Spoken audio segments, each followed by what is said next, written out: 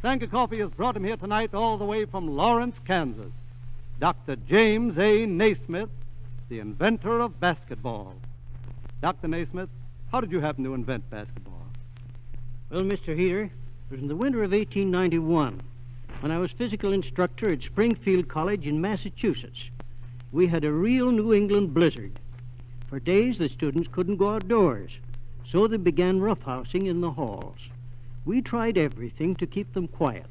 We tried playing a modified form of football in the gymnasium, but they got bored with that. Something had to be done. One day I had an idea. I called the boys to the gym, divided them up into teams of 9, and gave them an old soccer ball. I showed them 2 peach baskets I'd nailed up at each end of the gym, and I told them the idea was to throw the ball into the opposing team's peach basket.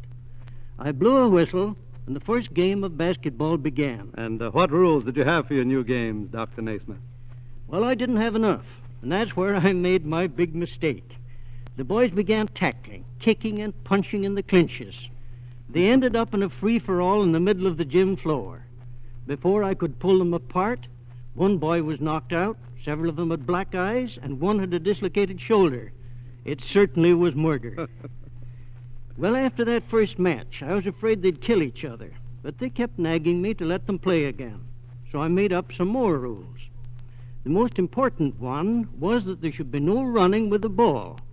That stopped tackling and slugging. We tried out the game with those rules, and we didn't have one casualty. We had a fine, clean sport. 10 years later, basketball was being played all over the country.